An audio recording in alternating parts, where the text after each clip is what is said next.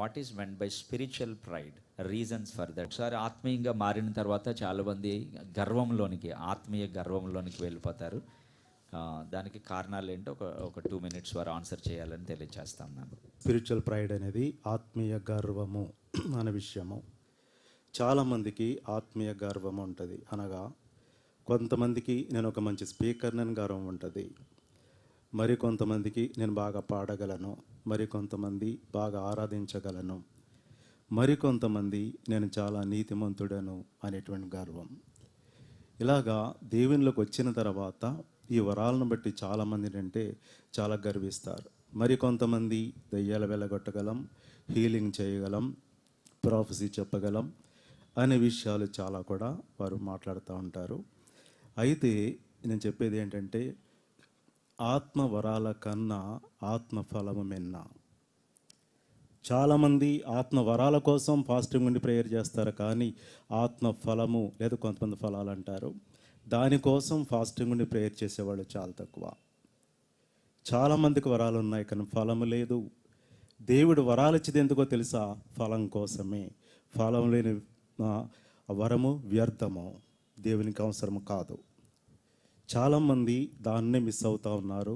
దేవుడిచ్చిన దాన్ని ప్రాపర్గా యూజ్ చేసుకోకుండా డబ్బు కోసమో పేరు కోసమో దానికోసమో చాలామంది వాడుతూ ఉన్నారు. కాబట్టి మనం ఎక్కువ నేను చెప్పేది ఏమిటంటే అలాంటి యేసు ప్రభు గారు కూడా వరాలు ఉన్నాయి, పరిశుద్ధత ఉంది, మంచి స్పీకర్ అన్నీ ఉన్నాయి, కానీ ఆయనకు ఆత్మీయ గర్వం ఉన్నదా?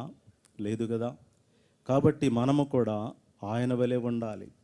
దేవుడు కోరేది క్రిస్టియన్స్ కాదండి, డిసైపుల్స్ కావాలి దేవునికి. There are many Christians but not disciples. అంటే క్రిస్టియన్గా పుట్టినవాడు క్రిస్టియన్ అవుతాడు, నమ్ముకున్నవాడు అవుతాడు, కానీ దేవుడు కోరేది శిష్యులను. అనగా శిష్యుడు అనగా ఎవరంటే గురువును అనుసరించి నడిచేవాడే శిష్యుడు. సో యేసు ప్రభువుకు కావాల్సింది ఆయనను అనుసరించి నడిచేవాళ్లే కావాలి.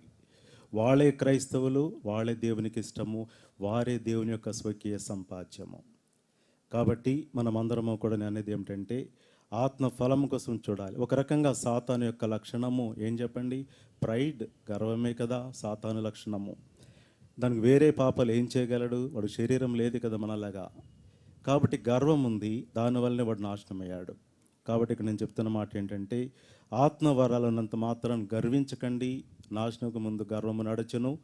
అనేక మంది వారి ఆరాధన ద్వారా, స్పీచెస్ ద్వారా, అన్నిటి ద్వారా ఇతరులను రక్షిస్తారు, కానీ వారు ప్రాణాన్ని వారు కోల్పోతారు. ఇతరులు పరలోకానికి వెళ్తారు, వీరు నరకానికి వెళ్తారు. కాబట్టి అది అవ్వకుండా మనము రక్షించబడాలి. స్పీకర్స్ అనేవాళ్ళు, వరాలు ఉన్నవాళ్ళు ఇతరులు కూడా రక్షించాలి. కాబట్టి ఆత్మ వరాల కన్నా ఆత్మ ఫలమే మిన్న. గర్వం లేకుండా ఉండి మన ఆత్మ ఫలముతో దేవుని సేవ చేద్దాం. ఈ ప్రపంచం అంతా 2 గ్రూపులు ఉంటాయి, 2 categories, category of pride and then category of humility. మరి యేసు ప్రభువు మనకి నేర్పించింది దీనత్వాన్ని నేర్పించారు. దానికి వ్యతిరేకంగా ఉన్నది, కాంట్రరీగా ఉన్నదంతా కూడా గర్వం అవుతుంది. అపవాది పడిపోవడానికి కారణం గర్వము. మరి వాడిప్పుడు వాడికి అనుచరుల్ని లేపుకుంటా ఉన్నాడు. వాడి అనుచరులు ఎలాగ తెలుస్తారంటే వాడిలో ఏదుందో వాడి అనుచరుల్లో కూడా అదే ఉంటుంది. వాడిలో గర్వం ఉంది కాబట్టి అనుచరుల్లో కూడా గర్వం ఉంటుంది. మరి ఎంతోమంది సర్వనాశనం అయిపోతా ఉన్నాయి ఈ స్పిరిచువల్ ప్రైడ్ వల్ల. అందరు కూడా ఇక ప్రైడ్ నుంచి బయటకు రావాలని తెలియజేస్తా ఉన్నాను.